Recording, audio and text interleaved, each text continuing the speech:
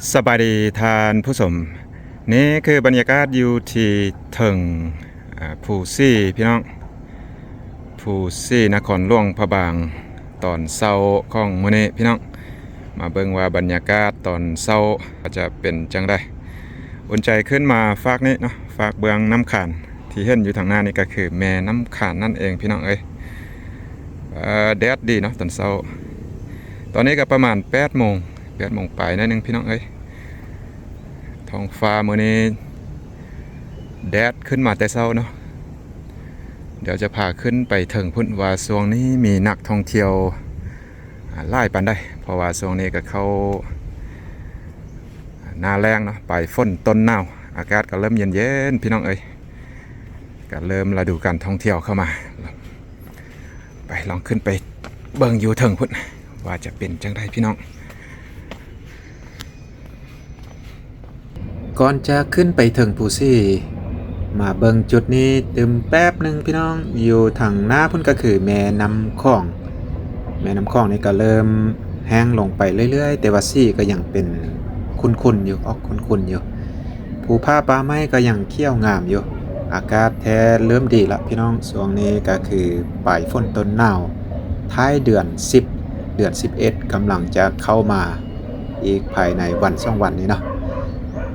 เถอะพี่น้องเอ้ยตอนเช้าแบบนี้อากาศนี่เย็นดีแล้วก็แดดออกมาแต่เช้ามื้อนี้ตอนเช้าของมื้อนี้เห็นว่านักท่องเที่ยวนี่บ่หลายปานใดจะออกเงียบๆแดนหน่อยหนึงลองไปเบิ่งฝากนี่ว่าจะมีนักท่องเที่ยวบ่โอ้ก็มีอยู่พี่น้องมีอยู่แต่ก็บ่ถึงกับว่าหลาย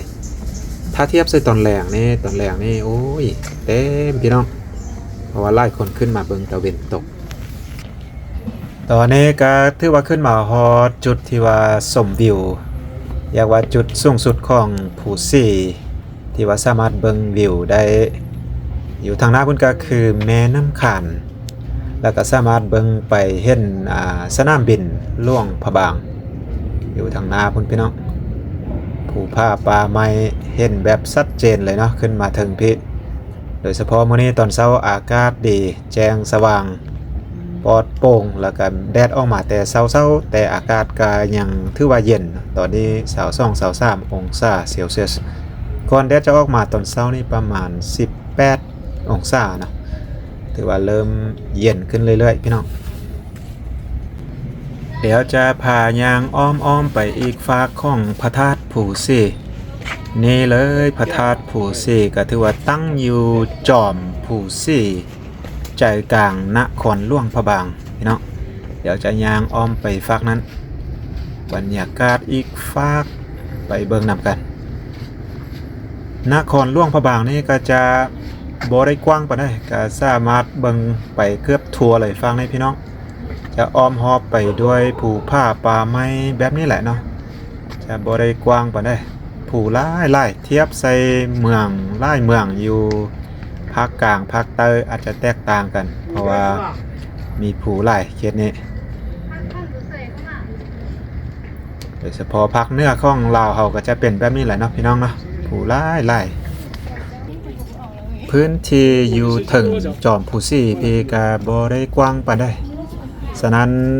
ทุกแหล่งเนาะช่วงตะเวนตกดินพี่น้องจุดทางหน้านี้จุดนี้ก็จะเต็มเลยเกือบบ่มีบอนยางพุ่นละพี่น้องเอ้ยช่วงนี้เป็นช่วงกำลังเข้าไฮซีซั่นเนาะเป็นช่วงฤดูการท่องเที่ยวตะเวนตกก็จะอยู่ทางหน้าพุ่นเนาะขึ้นมาเบิ่งจุดนี้ก็จะงามเลยนะถ้าหากว่ามือได้แดดดีๆตะเวนแห้งๆนี่งามเลยเนาะลั่งผ้าทางหน้าพุ่นแหละพี่น้องลั่งผูทางหน้าพุ่นแหละตะเวนตกฝากนี้ที่ว่าเห็นอยู่ทางหน้านี่แม่น้ำคลองแม่น้ำขานจะอยู่อีกฝากหนึ่งของภูซี่แล้วก็มีภูเท้าภูนางที่เห็นอยู่ทางหน้าตอนนี้มันภูนางอยู่ฝากนั้นของแม่น้ำคลองฝากบ้านเสียงแมนเมืองจอมเพชรออกจากนี้อุ่นใจจะพาลงไปทางต่อหน้าพระราชวังเก่าหรือว่าหอพิพิธภัณฑ์แห่งชาติหลวงพระบางนั่นเองเพราะว่าเมื่อกี้อุ่นใจขึ้นมาทางฝากเบื้องน้ำขานแ แต่ว่าค่าลงนี่จะไปอีกทางลองไปเบิ่งว่าทางนี้เป็นจังไดแล้วก็เขตเส้นทางที่สว่างวงเนาะเขตใจกลางเมืองหลวงพระบางตอนนี้มีบรรยากาศเป็นอะไรพี่น้องที่เห็นทางหน้าก็ยังเป็นแม่น้ำคลองเนาะแม่น้ำคลองแล้วก็เห็นพันลาสว่างเก่าหรือว่าตอนนี้เป็นห้อพิพิธภัณฑ์แห่งชาติหลวงพระบางนั่นเองแดดส่องมาตอนเช้าแบบนี้สวยงามเลยพี่น้องเอ้ยนี่เลยทางลงก็ถือว่าลงไป5ต่อหน้าพันลาสว่างเก่าหรือว่าห้อพิพิธภัณฑ์แห่งชาติหลวงพระบาง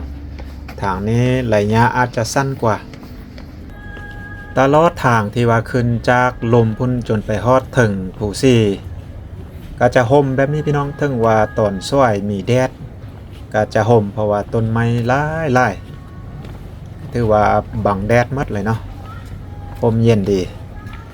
แล้วระยะ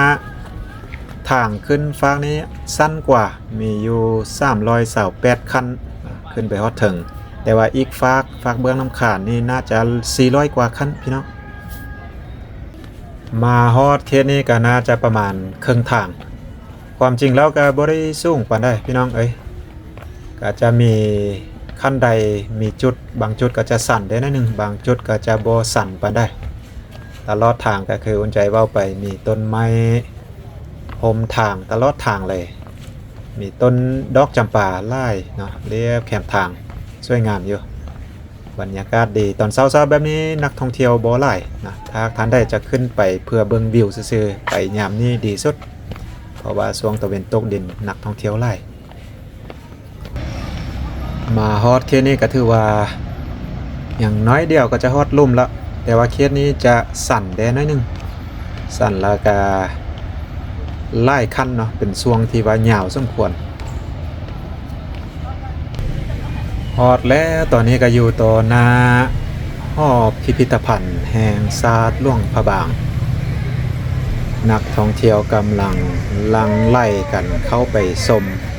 ไปเบิ่งไปชมห้อพระบางแล้วก็ห้อพิพิธภัณฑ์ลักๆตอนนี้ที่เห็นก็คือนักท่องเที่ยวจีนพี่น้องสาวตะเวนตกก็มีหลายอยู่แต่ก็อยากว่าเกิน 60-70% เป็นนักท่องเที่ยวจีนนะที่ว่าเข้ามาเที่ยวอยู่หลวงพระบางตอนนี้ห้อพิพิธภัณฑ์อยู่ทางหน้านี่ก็เปิดตั้งแต่ที่แหละ8 โมงเช้าพี่น้องตอนนี้ก็8 โมงปลายนิดนึงนะ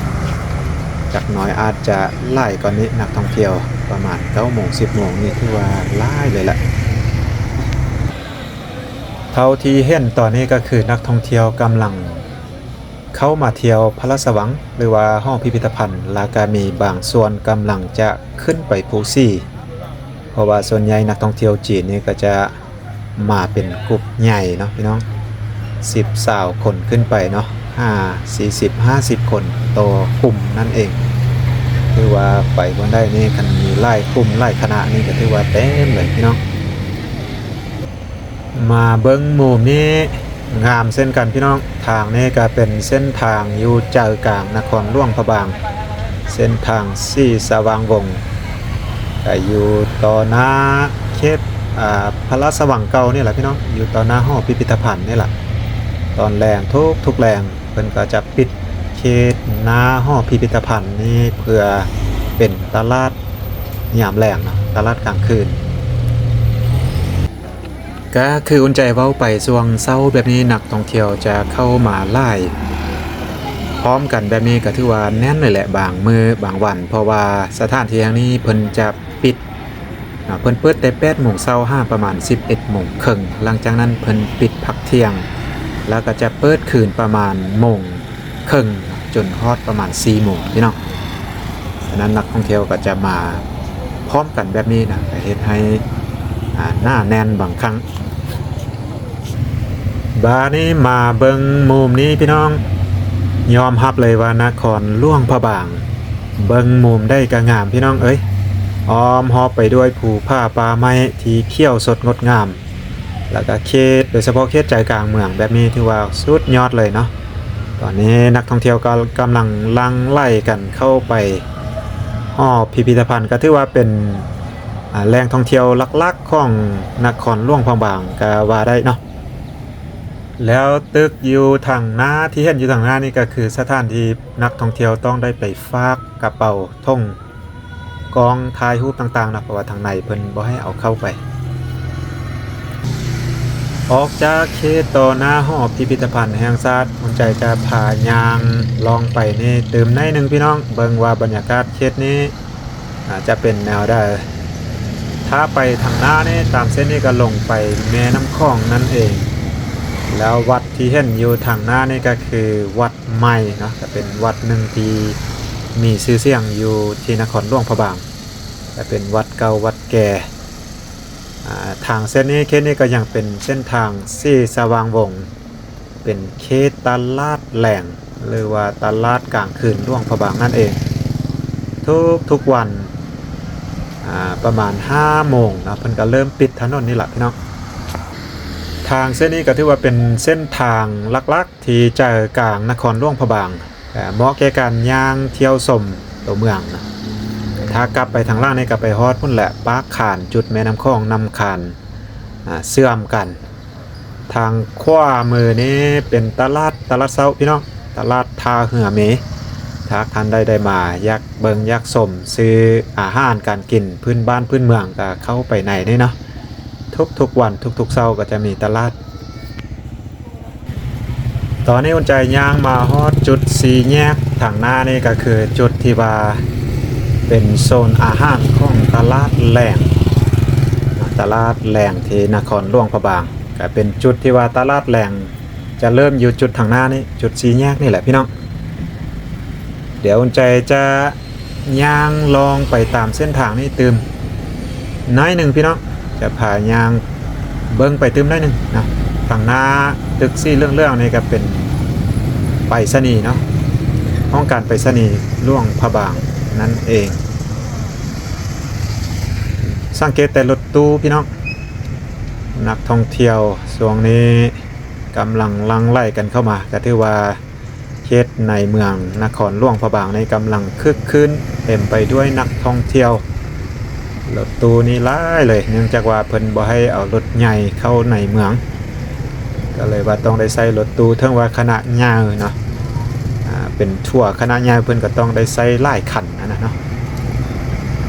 เพราะว่ารถใหญ่เข้ามานี่ก็อาจจะยากพอสมควรเพราะว่าเส้นทางใจกลางนครหลวงพะบางนี่บ่ได้ใหญ่ปานใดพี่น้องเป็นทางแคบก็สิประมาณนี้พี่น้องเอ้ยเนาะถ้าย่างไปเรื่อยๆก็จะไปฮอดน้ำพุแล้วก็ย่างออกไปเรื่อยๆเสื่อมไปเส้นทาง